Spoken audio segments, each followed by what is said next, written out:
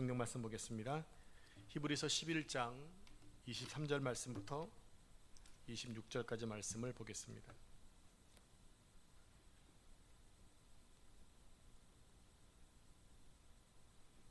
히브리서 11장 23절로 26절입니다.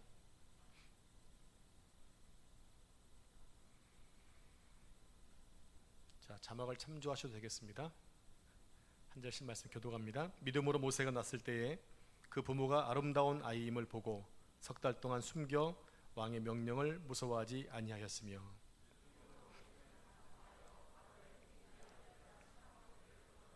도리어 하나님의 백성과 함께 고난받기를 잠시 제약의 날을 누리는 것보다 더 좋아하고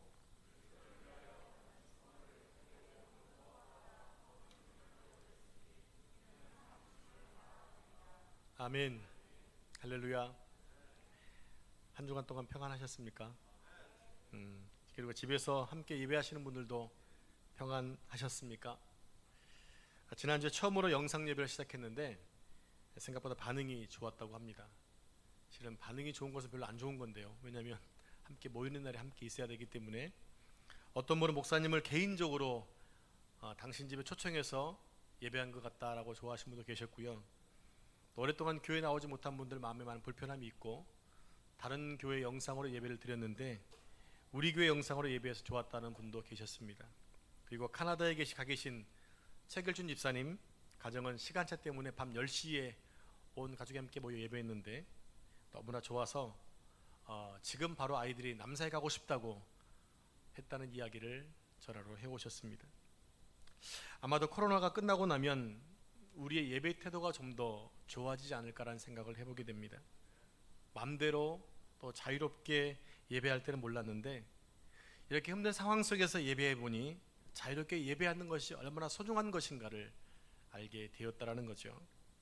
오늘도 어디서 예배하든지 간에 하나님께서 받으실 만한 예배를 드리시고 은혜 많이 받으시기를 축원합니다.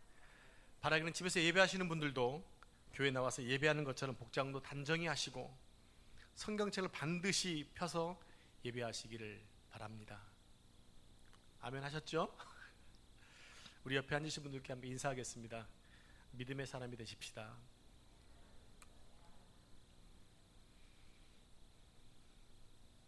네, 이런 날이 오고야 말았습니다.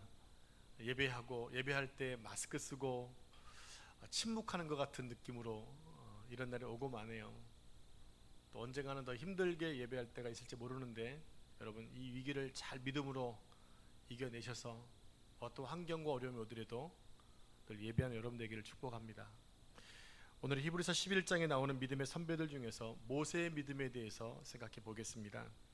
특별히 모세의 믿음은 너무나 귀하기 때문에 오늘과 다음 주에 걸쳐 2주에 걸쳐서 생각해 보도록 하겠습니다. 우리가 모세를 믿음의 사람으로 생각하는 데는 아무런 이견이 없습니다. 왜냐하면 모세는 기적의 사람이거든요. 홍해를 가르고 반석에서 물이 나오게 할 만큼 기적을 많이 베풀었던 믿음의 사람이었습니다.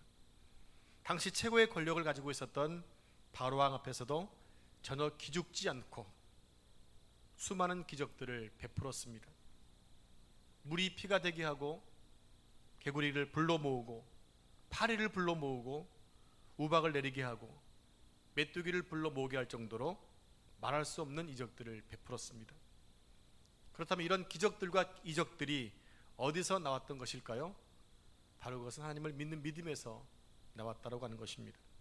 하나님을 철저히 신뢰하고 믿었기 때문에 하나님께서 그런 기적을 베풀어 주신 것입니다. 우리가 보통 어떤 사람이 믿음 있는 사람인가, 어떤 사람이 믿음의 사람인가, 아니면 교회만 다니는 사람인가, 무엇을 보고 알 수 있을까요? 그 믿음의 사람의 신앙의 수준을 알려고 하면 그 사람의 가치관과 생활의 모습을 보면 알 수가 있다는 것입니다. 왜냐하면 믿음은 가치관의 변화와 함께 삶의 변화를 가져오기 때문입니다. 예수님을 믿었던 이전의 삶과 믿고 난 이후의 이전의 삶이 똑같다고 한다면 그분은 변화가 없는 거예요. 가치관의 변화와 삶의 변화가 없는 거예요.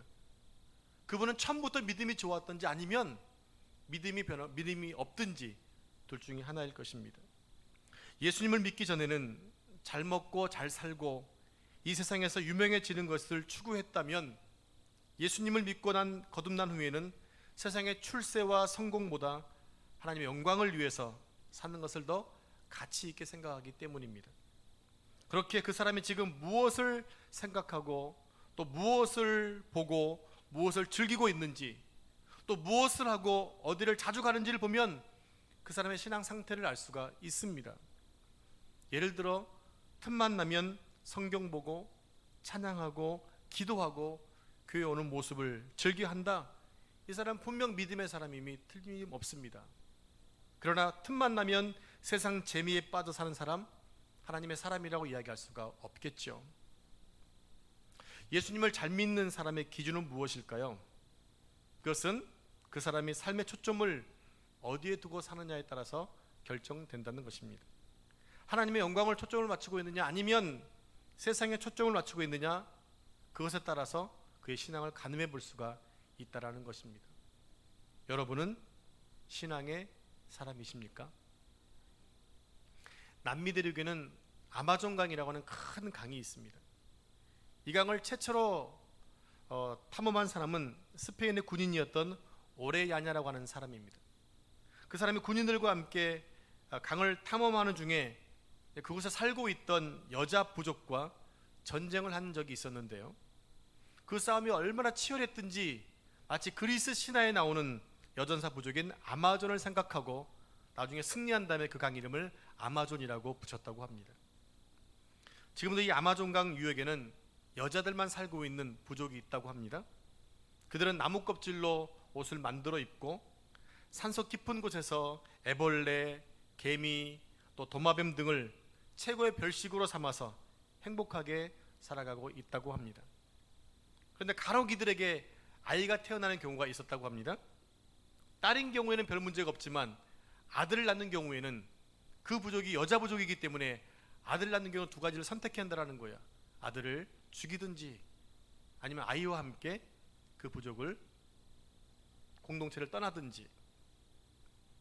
이렇게 남미에 아마존강이 있다고 한다면 나일강은 어디에 있나요? 아프리카 대륙에 나일강이 있습니다. 세계에서 가장 긴 강이라고 그러죠. 그런데 그 강 하류 고센 땅에는 아마존의 여전사 부족처럼 아들이면 아이를 나일강에 버려야 되고 딸이면 살려야 했던 민족이 있었습니다. 그 민족이 이스라엘 민족입니다. 이유는 그 이 민족을 지배하는 애굽 왕이 그렇게 명령을 내렸기 때문입니다. 이스라엘 민족이 강해지는 것을 두려워한 바로가 이스라엘 남자의 씨를 말리고자 남자아이는 다 죽여라 명령을 내렸습니다. 그런 와중에 한 가정에 아이가 태어납니다. 그 아이가 남자아이였습니다. 부모는 어떻게든 아이를 숨겨서라도 키워보려고 석 달 동안을 키웠지만 갈수록 아이 목소리가 커져갈 때 방법이 없었습니다. 이제 자칫 잘못하면 온 가족들이 죽게 될 위기에 처하게 됩니다. 그래서 아이가 물에 잠기지 않도록 갈대 상자를 만들어서 그 안에 아기를 태워서 나일강에 띄우게 되죠. 왜요? 모두가 다 살기 위해서. 그런데 히브리서 기자는 그 상황을 이렇게 설명하고 있는 것입니다. 11장 23절입니다. 같이 읽겠습니다. 믿음으로 모세가 낳았을 때에 그 부모가 아름다운 아이임을 보고 석 달 동안 숨겨 왕의 명령을 무서워하지 아니하였으며.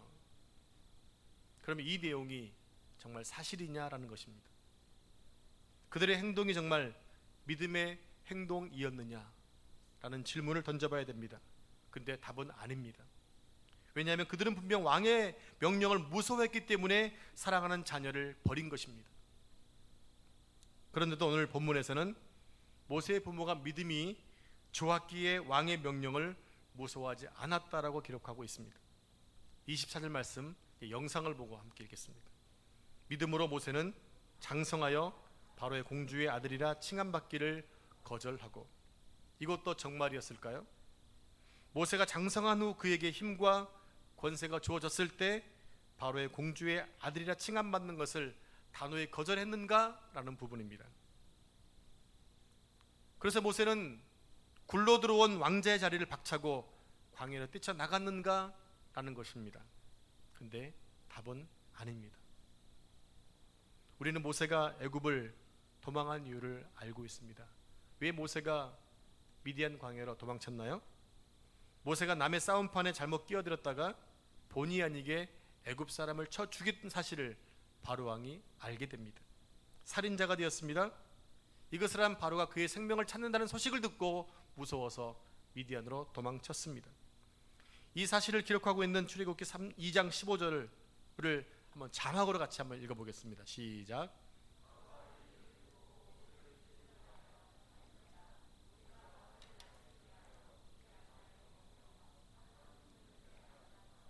네, 애굽인을 죽였다는 사실을 한 바로가 그를 찾았기 때문에 급한 마음으로 애굽을 탈출했는데 히브리서 기자는 이 기사를 뭔가 다르게 기록하고 있다는 거죠. 마치 모세가 자발적으로 명예와 권력과 부의 자리를 박차고 일어났다고 기록하고 있는 것입니다. 그래서 그의 행동을 대단한 믿음의 행동으로 기록하고 있다는 것입니다. 하나만 더 살펴보겠습니다. 히브리서 11장 25절 26절 역시 자막을 보면서 함께 읽겠습니다. 도리어 하나님의 백성과 함께 고난받기를 잠시 제약의 낙을 누리는 것보다 더 좋아하고 그리스도를 위하여 받는 수모를 애굽의 모든 보화보다 더 큰 재물로 여겼으니 이는 상 주심을 바라봅니다. 모세가 정말 하나님의 백성과 함께 고난받기를 더 좋아했습니까? 그가 정말 그리스도를 위하여 받는 수모를 애굽의 모든 보화보다 더 큰 재물로 여겼냐라는 것입니다. 출애굽기 3장 1절을 보면 하나님께서 모세에게 이렇게 말씀하십니다. 이제 내가 너를 바로에게 보내어 너에게 내 백성 이스라엘 자손을 애굽에서 인도하여 내게 하리라. 그때 모세가 하나님 말씀에 뭐라고 대답을 하나요? 예스입니까? 노입니까? 노였습니다. 저는 못합니다. 모세는 이렇게 3장 11절에서 말씀하죠. 같이 11절 말씀을 자막을 보면서 읽습니다. 모세가 하나님께 아뢰되 내가 누구이기에 바로에게 가며 이스라엘 자손을 애굽에서 인도하여 내리이까? 그는 고난당하고 있는 자기 백성과 함께 하는 것을 거절했습니다. 바로왕 앞에 서는 것을 두려워했습니다. 하나님께서 몇 번이나 말씀하셔도 그는 가지 않겠다고 버팅깁니다. 나중에는 자신의 입이 뻣뻣하고 혀가 둔해서 할 수 없다고 핑계까지 댑니다. 그리고 마지막에는 오 주여 보낼 만한 자를 보내소서 라고 하면서 하나님의 화를 부추기까지 합니다. 정말 모세가 하나님의 백성과 함께 고난받기를 더 좋아했는가? 이 말씀 앞에서 여러 가지 정황으로 볼 때 사실과 거리가 멀어 보인다는 거죠. 왜? 우리는 출애굽기 3장을 이미 다 알고 있기 때문에 그렇습니다. 그렇다면 도대체 어느 쪽이 진실일까요? 정답은 두 쪽 다 있습니다. 정답이 두 개입니다. 그렇다면 성경은 왜 이렇게 상반된 기록을 하고 있는 것일까요? 정답은 이것입니다. 출애굽기는, 즉 구약 성경은 율법적 관점으로 접근합니다. 근데 신약 성경, 특별히 히브리서는 은혜적 관점으로 접근하고 있다는 거예요. 율법적 접근과 은혜적 접근입니다. 똑같은 사건, 똑같은 사람을 다루지만 어떤 관점으로 그것을 보느냐에 따라서 해석이 완전히 다릅니다. 그러니까 우리는 성경을 공통되게 봐야 돼요. 왔다 갔다 하면서 비교하면서 봐야 됩니다. 그래서 율법적 관점으로 접근했을 때는 모세의 약점까지 적나라하게 묘사하고 있는 것입니다. 반면에 은혜적 관점으로 모세를 관찰했을 때는 약점은 덮고 장점을 부각시키고 있어요. 그렇습니다. 포커스를 어디에 맞추느냐에 따라서 묘사가 다르고 해석이 다른 것입니다. 약점에 포커스를 맞추는가, 장점에 초점을 맞추는가, 율법적 관점인가 은혜적 관점인가 하는 것입니다. 그런 관점으로 성경을 보시면 많은 예가 나옵니다. 우리가 지금까지 살펴봤던 믿음의 사람들 있죠? 누구였나요? 다시 한번 아벨, 에녹, 노아, 아브라함, 사라, 이삭, 야곱, 요셉까지 살펴봤습니다. 이들에게 단점이 없습니까? 단점이 많이 있지만 히브리서에서 은혜적 관점으로 접근했을 때 그들의 단점을 다루고 있지 않아요.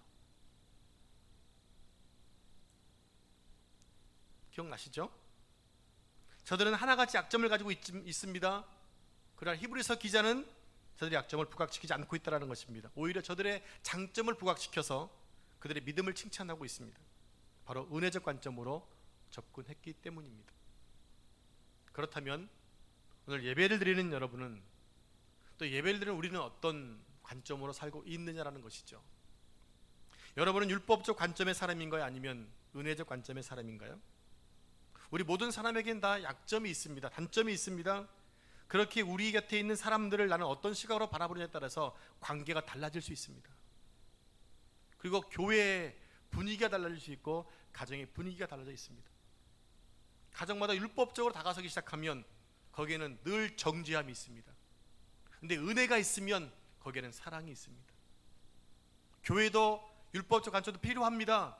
그러나 율법적인 관점으로 지적하는 것보다는 단점을 덮어주고 장점을 살려줄 때 고래도 춤을 추게 하는 것입니다.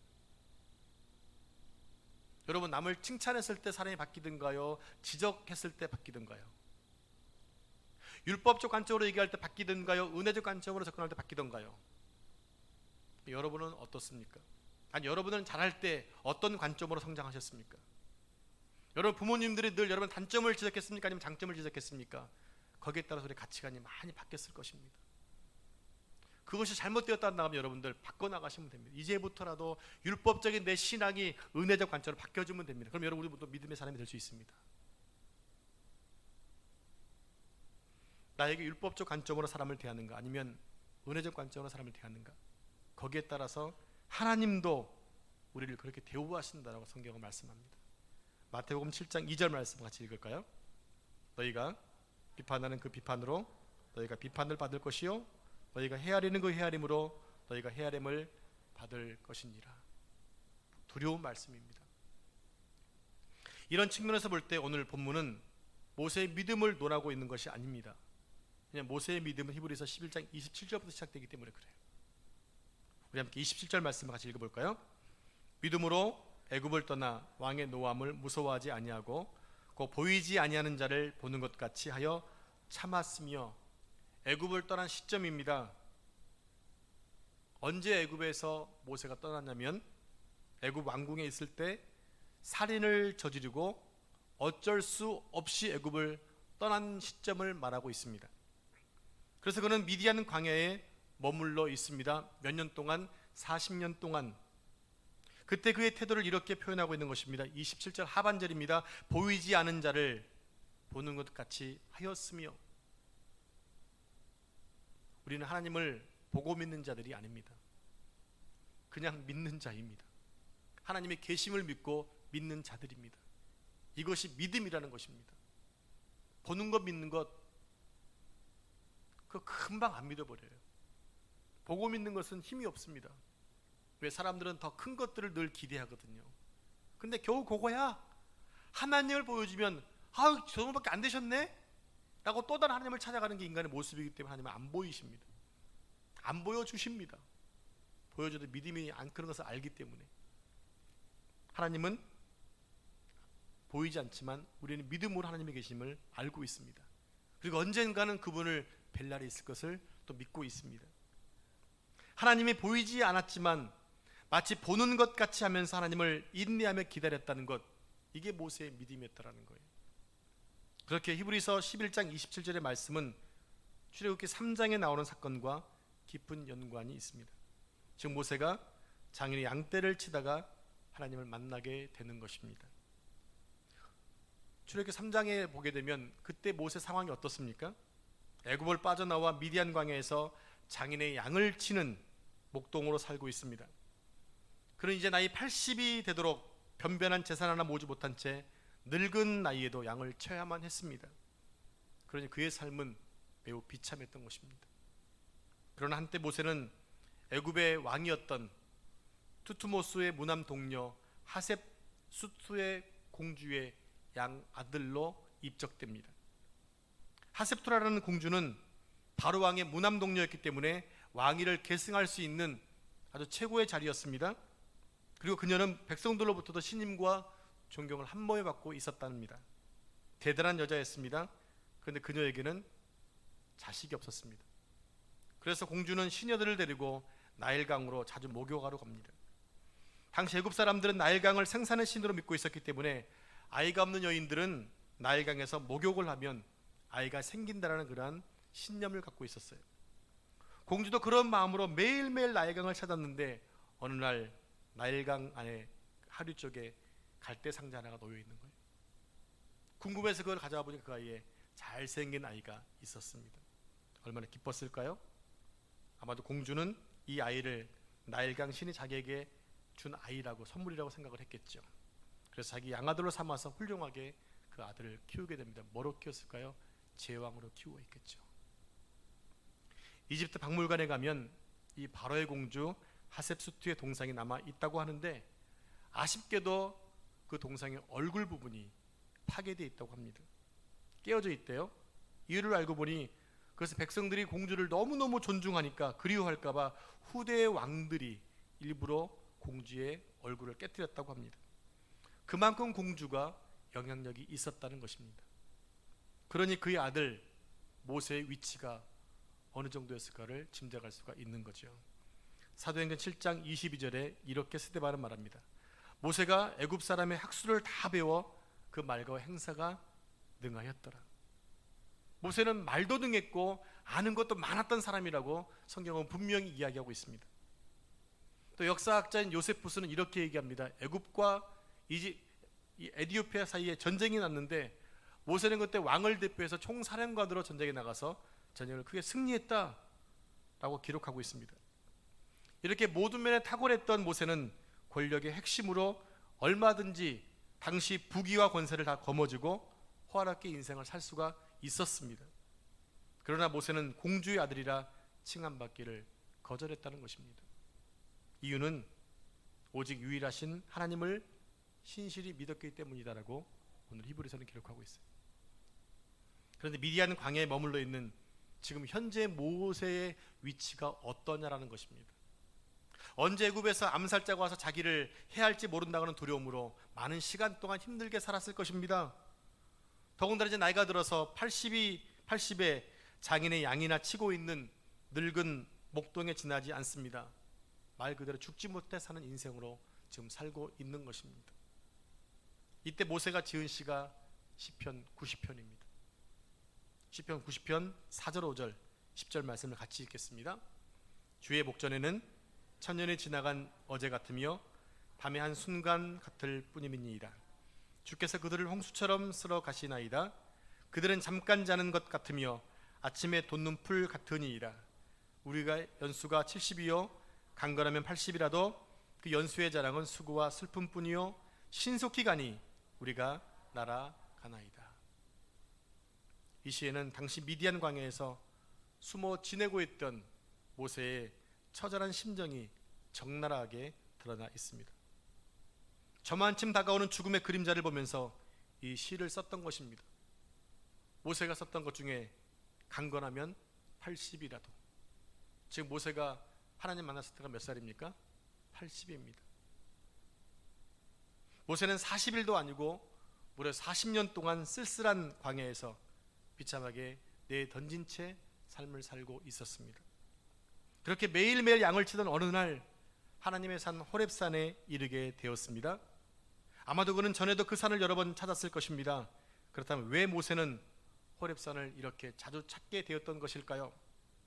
바로 그곳이 하나님의 산이었기 때문입니다. 거기는 하나님이 임재하시는 곳이고 하나님 말씀이 있는 곳입니다. 그렇게 조상적부터 내려왔던 곳입니다. 그래서 그 산 별명이 바로 무엇인가? 하나님의 산입니다. 호렙산, 다른 말로 신의 산이죠. 모세가 어릴 적 어머니의 젖을 빨 때 그는 하나님에 대한 이야기를 들었습니다. 너는 히브리 사람이고 반드시 그 하나님이 너희를 구원해낼 것이다. 하지만 모세는 40년 동안 왕자로 지내는 날 동안 하나님에 대한 관심이 별로 없었습니다. 하나님을 찾을 특별한 이유가 없었거든요. 왜요? 환경이 너무 좋았습니다. 애굽의 왕자로 모든 것이 다 자신의 손아귀에 지어져 있는데 뭐 아쉬운 것이 있다고 하나님을 찾겠습니까? 그리고 물론 하나님을 단 한 번도 뵌 적이 없었습니다. 주의 음성을 들었던 적도 없었습니다. 그런데 지금은 어떠합니까? 나이가 들어서 더 이상 소망도 희망도 없습니다. 인생을 접어야 할 때가 점점 다가오고 있습니다. 손에 쥔 것은 아무것도 없습니다. 바로 그때 어릴 적 어머니로부터 들었던 하나님이 떠올랐던 것입니다. 하나님의 산이 있다는 말이 떠올랐던 것이에요. 그래서 모세는 하나님의 산을 찾아 나서기 시작합니다. 그래서 그 산을 떠나지 않고 빙빙 돌며 양을 치는 것입니다. 그의 관심은 하나님이 머물러 계시는 호렙산에 있었습니다. 그래서 모세는 하나님이 나타나실 때까지 자신의 삶을 포기하지 않고 꿈을 접지 않고 인내하며 호렙산을 돌고 또 돌았던 것입니다. 많은 시간 동안 호렙산을 맴돌았습니다. 지난 시절 모세는 왕궁을 빙빙 돌았죠. 권력과 부귀영화를 그 주변을 빙빙 돌았습니다. 그러나 이제는 아닙니다. 하나님의 산 호렙을 돌고 또 돕니다. 손에 쥔 것은 아무것도 없었지만 그들은 포기하지 않고 보이지 않는 자를 보는 것처럼 찾아가기 위해서, 그 보이지 않는 그분을 찾기 위해서 호렙산을 향해 나아갔던 것입니다. 그렇다면 여러분, 믿음이란 무엇일까요? 그것은 바로 하나님을 찾는 것입니다. 한번 따라해 보겠습니다. 믿음은 하나님을 찾는 것이다. 하나님의 산을 향하여 눈을 드는 것이 바로 믿음이라는 것입니다. 내가 산을 향하여 눈을 들리라. 나의 도움이 어디서 올까? 나의 도움은 천지를 지으신 여호와에게서로다. 이 말씀처럼 하나님을 바라보는 것이 바로 믿음이다라는 것입니다. 하나님께 내 눈을 고정시키는 것, 나를 도와주시는 하나님을 바라보는 것, 이것이 바로 믿음이라는 사실입니다. 그가 그렇게 하나님을 만나기 위하여 하나님의 산을 빙빙 돌았을 때 드디어 하나님께서 그 산에서 나타나기 시작하셨습니다. 평상시처럼 양떼를 몰고 하나님의 산 근처에 왔는데 그때 하나님께서 호렙산 기슭에 나타나신 거죠. 출애굽기 3장 2절 말씀입니다. 같이 읽겠습니다. 여호와의 사자가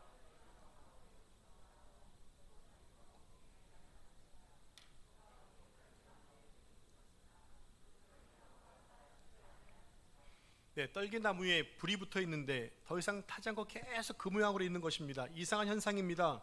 이것을 본 모세는 신기해서 그 떨기나무로 다가설 때 불꽃나무 가운데서 하나님의 음성이 들립니다. 모세야, 모세야. 그동안 모든 사람들이 자신을 잊었고 이름이 한 번도 불려보지도 못한 그 상황 속에 살았던 모세에게 하나님은 기억하시고 그 이름을 불러주셨습니다. 광야에서 쓸쓸하게 잊혀져 가고 있던 모세를 하나님이 잊지 않고 찾아와 주신 것입니다. 사랑하는 성도 여러분, 여러분들은 지금 어떤 상황에 놓여져 있으십니까? 모세와 같이 혹시 미디안 광야에 홀로 외로이 있지는 않습니까? 사랑하는 가족과 함께 있어도 혼자 있는 것 같은 그 느낌 속에 있지는 않으십니까? 어느 날 갑자기 실직을 했거나 또 사업의 실패를 경험했거나 혹은 지금 코로나19로 인하여 가게 문을 닫게 되었거나 건강에 문제가 생기지는 않으셨습니까? 또 가정 경제 등의 문제가 있지는 않습니까? 어릴 적 믿음의 길을 잘 가던 우리 아이들이 성장해서 하나님의 곁을 떠나 하나님 없는 자처럼 살고 있지는 않습니까? 갈수록 부부관계가 더 힘들어져서 힘든 시간들을 보내고 계시지는 않습니까? 그런데 문제는 지금은 나의 모습이 점점점 더 약해져 가고 있다는 거죠. 나이는 점점 더 들어갑니다. 몸의 기운도 빠져갑니다. 기억력도 희미해져 가고 눈도 희미해져 갑니다. 무엇보다 젊었을 때의 꿈은 점점 더 멀어져 가고, 그래서 지금 단 한 번도 과거에는 생각지 못했던 그러한 비참한 자리에 처해진 채 인생을 되돌아보고 있지는 않은지 모르겠습니다. 이건 내가 아닌데, 나는 이렇게 살 사람이 아닌데, 이렇게 내 인생이 끝나서는 안 되는데 하면서 혹시나 가슴을 치면서 한숨 쉬고 있지는 않습니까? 환경 자체가 너무 어렵습니다. 앞으로 이 전염병이 언제 끝날지도 모르는 상황 가운데 있습니다. 잠시일 줄 알았는데 2주간의 예배가 이제 벌써 4주째로 연기되었습니다. 앞으로 더 계속 연기를 해야 될지도 모릅니다. 믿음의 길 어려워질 수 있습니다. 점점 더 어려워질 것입니다. 이 상황 속에 우리는 어떻게 해야 될까요? 혹시 여러분 가운데 바이올리니스트 가운데 니콜로 파가니라는 사람 혹시 아시나요? 음악을 아시는 분은 아실 것입니다. 그가 어느 날 아주 중요한 연주회를 하게 됩니다. 순탄하게 아주 잘 연주하고 있던 중간에 갑자기 줄 하나가 딱 끊어집니다. 혹시 바이올린 줄이 몇 줄인지 혹시 아세요? 기타 줄이 혹시 몇 줄인지 아세요? 6줄입니다. 꼭 6줄만 있나요? 4줄도 있죠. 베이스키 4줄이잖아요. 다른 거 12줄도 있더라고요. 바이올린은 4줄인데 한참 연주를 잘하고 있는 가운데 줄이 딱 끊어집니다. 숨죽여 그 공연을 보고 있던, 연주회를 듣고 있던 청중들이 깜짝 놀랐습니다. 근데 오히려 파가니니는 전혀 당황하지 않고 침착하게 남은 3개의 줄을 가지고 연주를 계속합니다. 또 하나의 줄이 끊어집니다. 그럼에도 그는 여전히 연주를 이어갑니다. 그때 3번째 줄이 날카로운 소리를 내면서 또 끊어지고 말았습니다. 그래도 그는 포기하지 않습니다. 줄 하나를 가지고 끝까지 연주를 합니다. 그날 줄이 끊어진 그 사건이 그를 일약 세계적인 음악가로 만들었다는 것 아닙니까? 별명이 있습니다. 줄 하나의 파가니니. 인터넷 쳐보시면 그대로 뜹니다. 이것이 바로 그의 명예로운 별명이 되었다는 거죠. 우리는 모두 예외 없이 인생을 연주하고 있습니다. 많은 사람들의 환호와 박수갈채를 받고 싶어 합니다. 그런데 이런 우리의 기대나 의지와는 상관없이 줄이 끊어질 때가 있다는 것이죠. 건강의 줄도 끊어지고 젊음과 물질의 줄, 직장과 사업의 줄 뚝뚝 끊어져 나갑니다. 인생을 멋지게 연주하고 싶은데 내가 소중하게 생각하는 것들이 하나둘 끊어져 나가는 것입니다. 그러나 마지막 남은 한 개의 줄이 있다고 합니다. 그 줄은 끊어지지 않는다고 해요. 그 줄이 무슨 줄입니까? 하나님이 나와 연결해 놓으신 사랑의 줄입니다. 세상의 모든 것이 다 끊어져도 이 줄은 튼튼합니다. 그 줄 때문에 우리는 마지막까지 연주하다가 하나님 나라에 갈 수 있는 것입니다. 로마서 8장에 보면 이 그리스도의 사랑의 줄을 끊을 자가 아무도 없을 것이다, 이렇게 말씀하고 있습니다. 확신을 가지고 한번 다시 한번 읽어볼까요? 누가 우리를 그리스도의 사랑에서 끊으리요? 환난이나 분고나 박해나 기근이나 적신이나 위험이나 칼이라. 다른 어떤 피조물이라도 우리를 우리 주 그리스도 예수 안에 있는 하나님의 사랑에서 끊을 수 없으리라. 아멘. 이 말씀을 여러분 레마로 받으시기 바랍니다. 사랑하는 성도 여러분, 우리는 지금 과거 그 어떤 시간보다 어려운 시대를 살고 있습니다.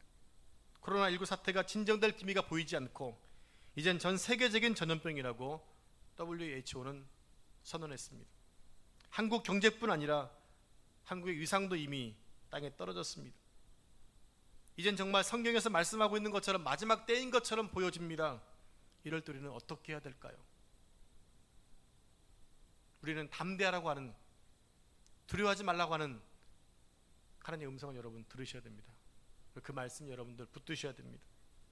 더욱 예배하기를 힘쓰고 더욱 믿음의 삶을 살아내야 합니다. 왜요? 그것이 믿음의 사람이기 때문에 그렇습니다. 여러분의 삶이 힘들고 어려워도 절대로 믿음을 포기하거나 낙심하지 마시기를 바랍니다. 힘들고 어려울수록 더 하나님을 가까이 하시기 바랍니다. 모세가 계속 하나님의 산을 빙빙 돌았던 것처럼 여러분들도 믿음을 가지고 하나님 가까이 나아가는 삶이 되시기를 바랍니다.